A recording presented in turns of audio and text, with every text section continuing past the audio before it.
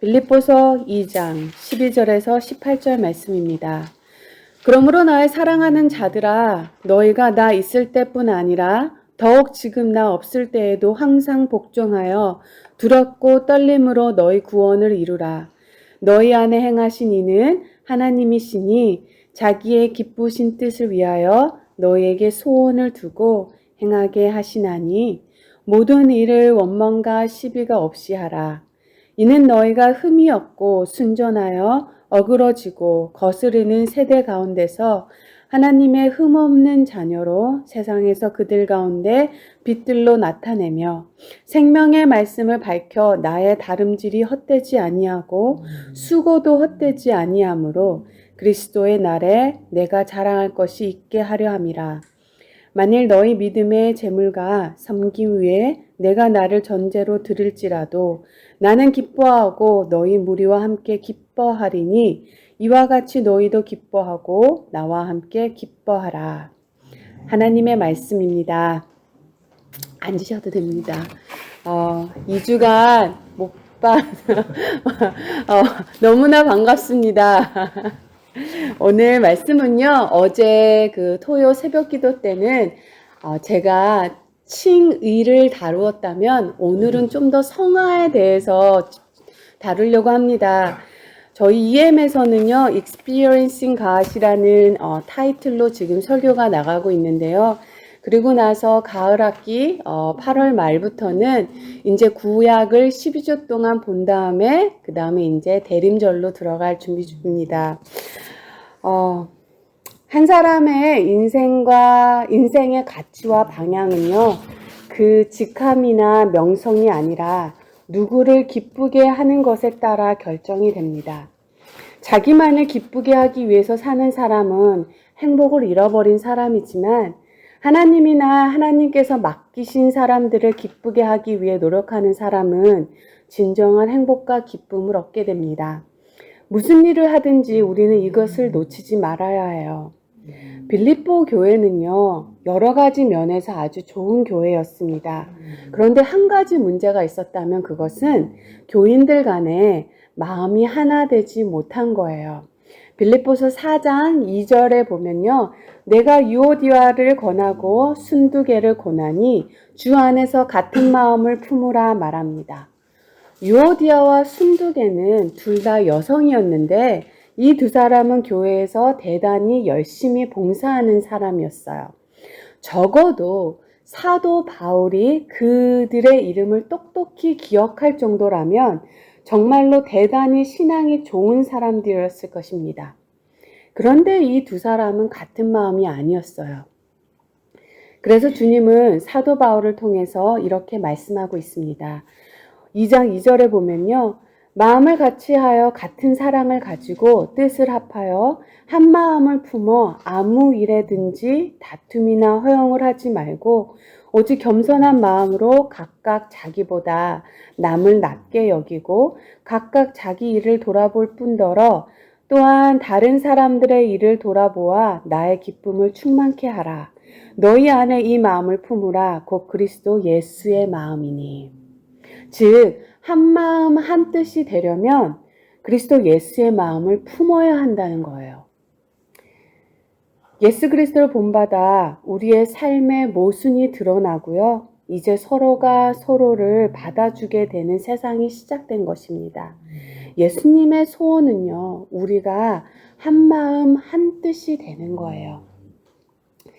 예수님은요, 십자가 죽음을 앞두고 할 수만 있다면 이 십자가를 피하게 해달라고 기도했어요. 그러나 또한 나의 원대로 하지 마시고 아버지의 뜻대로 해달라고 그렇게 기도했습니다. 그런 그분은 십자가에서 자기를 못 받고 조롱하는 사람들에게 이 죄를 저들에게 돌리지 말라 간곡하게 기도하셨죠. 예수님은요, 자기 유익보다 이웃의 유익을 위해 희생하는 삶을 살았다는 거예요.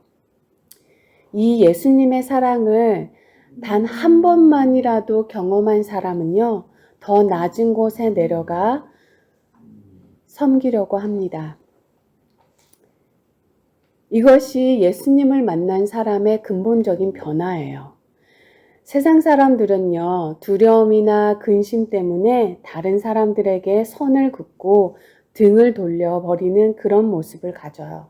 그러나 예수님과 함께하는 사람들은 이웃의 유익을 위해 먼저 희생할 수도 있고 그들과 조화롭게 어우러진 삶을 살 수 있는 것입니다. 여기 13절에서 너희에게 소원을 두고 행하게 하시다. 참 우리가 꼭 기억해야 되는 말씀이에요. 너희에게 소원을 두고 행하게 하시다. 하나님은요, 우리 안에서 선한 것을 갈망하는 마음을 주셨고, 라고 말합니다. 이것이 구원받을 때 일어나는 근본적인 변화죠. 죄를 사랑하고 내 마음대로 하고 싶은 그 마음이 있었던 우리가 구원받은 후에는 죄를 미워하고 선한 것을 사모하게 돼요. 또한 내가 원하는 것보다 하나님이 원하시는 것을 하고자 하는 마음이 생겨납니다. 그래서 성경은요, 구원받은 자들이 대해서 새로운 피조물이라고 말하는 것이죠. 새 심령을 갖게 된다는 거예요. 그런데 오늘 말씀은요, 하나님은 선한 것을 갈망하는 마음을 주실 뿐만이 아니라 이제 소원을 두고 그 일을 행하게 하신다는 거예요. 하나님의 선한 뜻을 우리에게 드러내실 뿐만이 아니라 그 뜻을 행할 수 있는 용기와 힘도 주신다는 말씀입니다. 우리는요, 신중하게 겸손하게 하나님의 말씀에 순종하는 법을 배워야 합니다. 이것이 구원받은 자의 마땅한 삶이고요. 복음에 합당한 삶, 즉 성화입니다. 칭의가 단번에 이루어진 거라면 성화는요, 전 생애를 통해 점진적으로 이어가는 과정이에요. 그 과정 가운데 하나님께서 끊임없이 역사하시는 거예요. 그 과정 가운데 하나님께서 끊임없이 힘주시고 용기도 주신다는 것이죠.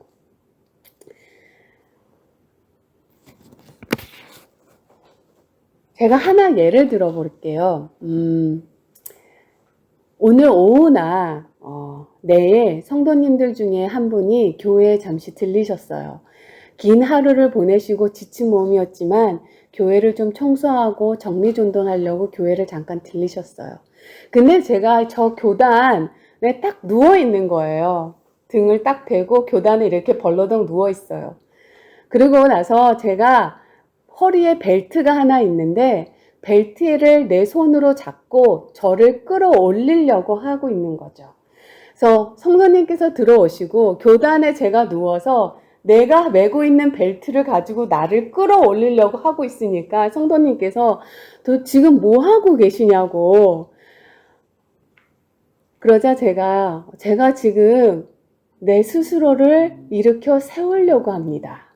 라고 대답합니다.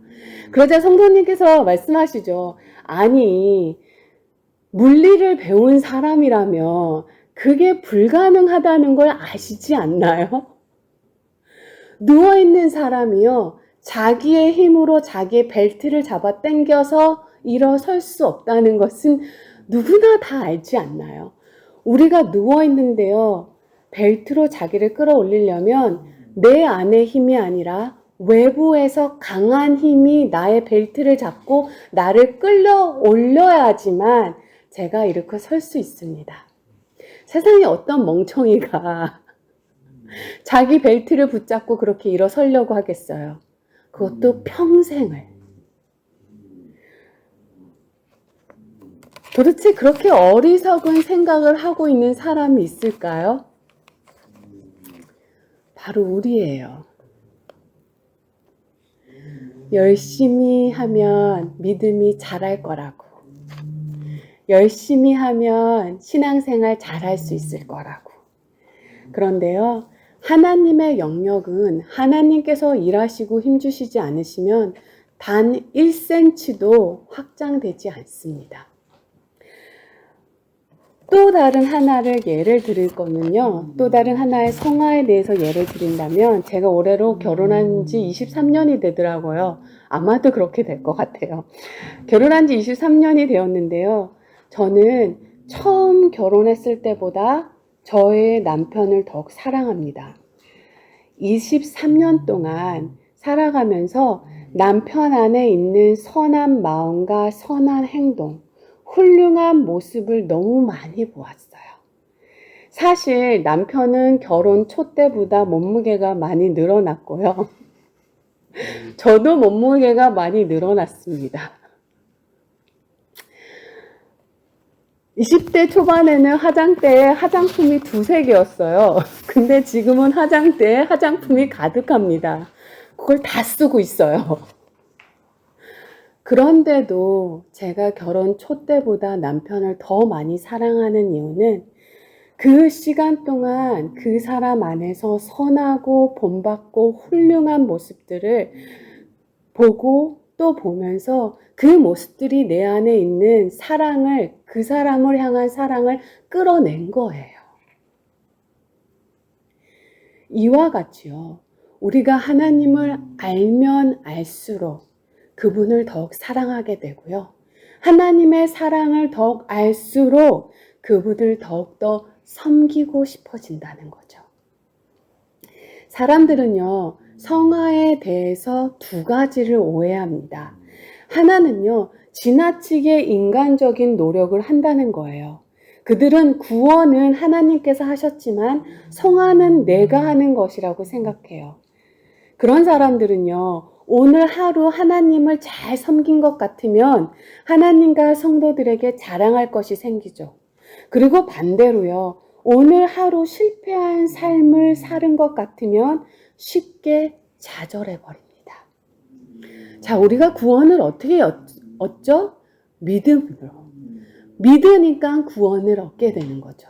성화도 마찬가지예요. 또 다른 하나의 오해는요, 나는 아무것도 할 수 없고 하나님께서 다 하신다는 생각이에요. 그런 사람들은요, 모든 것을 내려놓고 하나님께 온전히 굴복할 때 그제서야 하나님이 일하신다고 말해요. 그러다 보니까 우리의 노력은 오히려 성화에 있어서 방해물이 된다고 생각하는 것입니다. 여기서 더 나아간 사람은요, 나 자신을 완전히 비우게 되면 내가 사라지고 그리스도 안에서 그리스도가 내 안에 계셔서 일하시기 때문에 나는 죄의 유혹도 받지 않는다고까지 말을 해요. 회개할 것이 없다고까지 말을 하게 되는 거죠. 그런데요, 성경은요, 둘 중에 하나만이라고 말하고 있지 않습니다.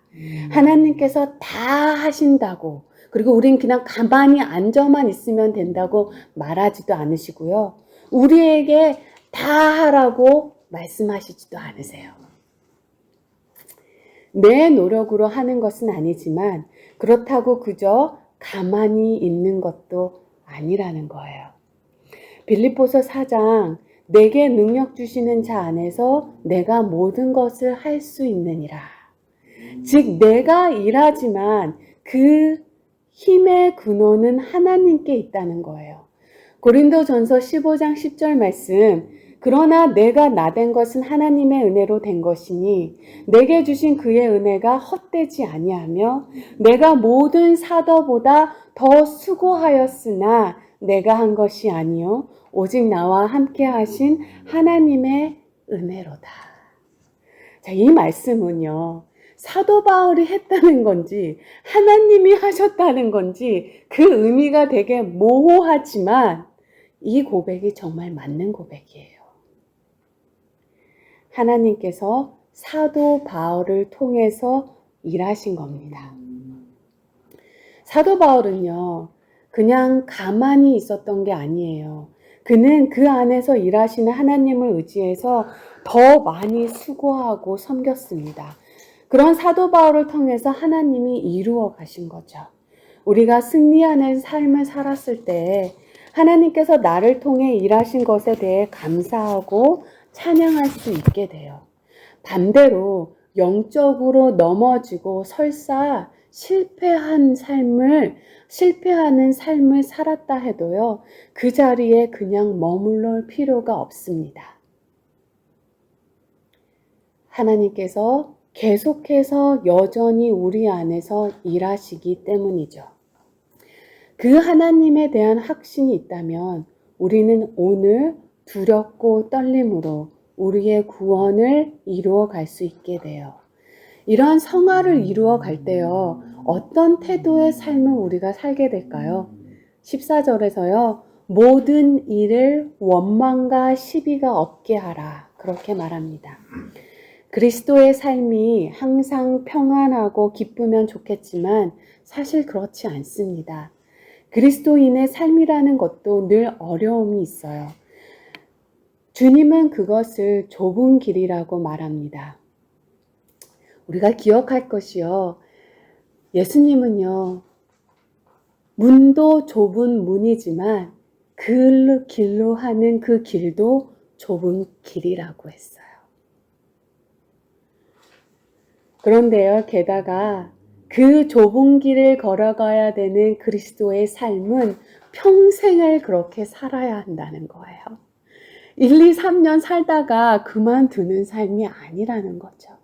그러다 보니 우리 안에 때로 불평과 원망, 그리고 실망하는 마음이 생길 수도 있습니다. 2발자국 앞으로 나갔는데 다시 제자리에 있는 나의 모습을 발견하기도 하고요. 어느 때는 2발자국 앞으로 나갔는데 1발자국 뒤로 나가기도 하고 2발자국 앞으로 나갔는데 3발자국 빽할 때도 있더라고요.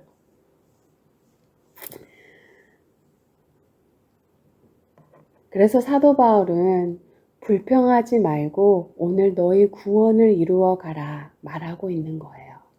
포기하지 말라는 것입니다. 그 길을 걸어가는 것을 그만두지 말라는 거예요. 때로 그 불평이 하나님을 향할 수도 있고요. 인도자를 향할 수도 있고요. 성도들을 향할 수도 있습니다. 우리가요, 간혹 하나님이 이해가 되지 않을 때가 있습니다. 삶의 무게가 너무 무겁고 힘겨울 때가 있잖아요. 그러나 하나님이 이해가 되지 않을 때라도 우리가 입술로 범죄하지 말아야 돼요. 왜냐하면 우리 입술에서요, 부정한 말들이 쏟아져 나오기 시작하면 이미 게임은 끝난 겁니다. 불평과 원망이 가득한 삶은 하나님이 기뻐하는 삶이 아니에요. 서로를 이해하고 한마음으로 공동체 생활을 하는 것이 때로는 힘이 들 수도 있을 거예요. 바로 그때 서로 연약한 자의 약점을 담당하고 자기를 기쁘게 하는 일보다 다른 사람들을 기쁘게 하는 삶을 살아보는 겁니다. 사람들에게 미리 선을 긋고 사는 삶이 아니라 이웃의 유익을 위해서 먼저 희생할 수 있는 삶이 필요해요. 여러분, 신앙생활은요, 깨달음의 생활이 아닙니다. 기독교 믿음 생활은요, 깨달음의 생활이 아니에요. 수양을 강조하는 종교에서는요, 아침에 돌을 닦으면 저녁에는 죽어도 여한이 없다라고 강조를 하죠. 그러나 기독교는요, 깨달았으면 곧바로 행동하라고 강조합니다. 깨달았으면 행해야 하고 희생해야 하고 때로는 모험이 따르는 법입니다.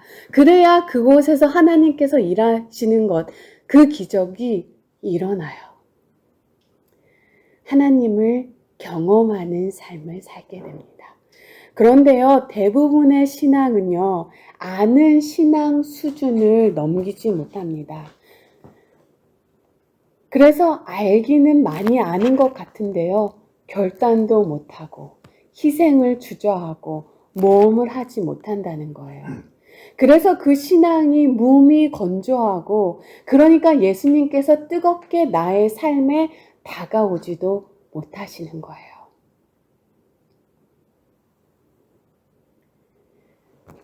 이론은요, 사람을 변화시킬 수 없습니다. 이론에 스토리가 함께 가야지 사람이 변화돼요. 영적 생활이 없고 감격이 없고 그래서 오랫동안 신앙생활을 했어도 변화가 없어요. 그것은 바로 무미건조한 신앙입니다. 우리에게는요, 행동하는 믿음이 또한 필요합니다. 물론 하나님의 자녀는 모두 의롭다함을 입었지만 그 중에는 신분에 맞지 않는 삶을 사는 자녀들도 분명히 있을 거예요.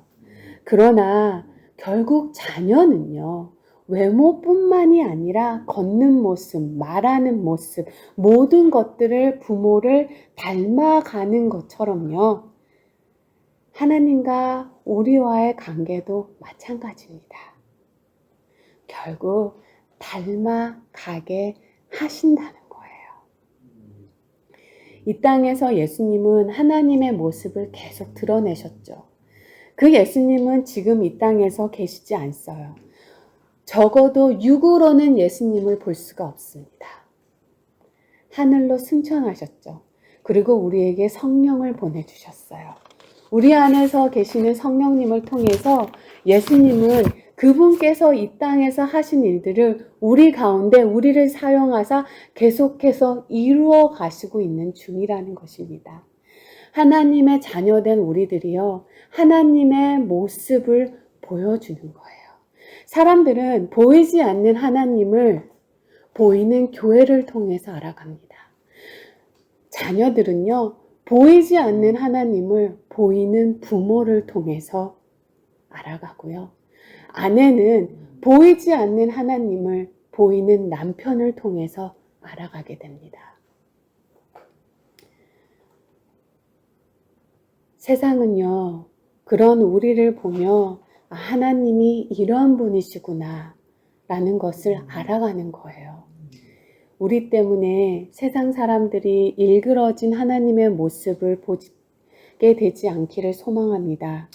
부모 때문에 자녀들이 일그러진 하나님을 보게 되지 않기를 소망합니다. 우리 성도들의 기쁨이 넘치는 얼굴만 봐도 세상 사람들이 예수 믿게 되는 역사가 일어날 거예요. 주님 닮아가고 이 땅에서 구원받은 자로 합당한 삶을 살아가는 것은 우리가 평생을 두고 하는 일이에요. 그러니까 여러분, 잘했다고 자랑할 것도 없고요. 못했다고 해서 좌절할 것도 없습니다.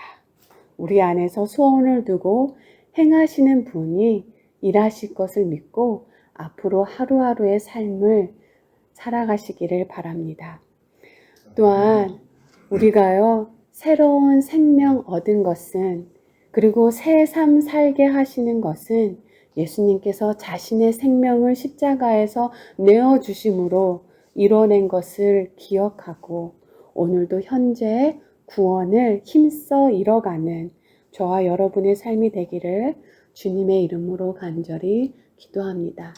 우리 이 시간 함께 기도하겠습니다. 주님, 우리가 어떠한 선을 행했다면 그것은 우리를 통해 주님이 하신 것을 고백합니다. 내 수중에 돈으로 했다 해도 그것은 하나님께서 도우셨기 때문에 가능했습니다. 내 육의 힘으로 했다 해도 그것은 하나님께서 정말로 주님, 우리가 주님께서 힘주시지 않으면 수저 하나도 우리가 들 수 없는 연약한 존재입니다.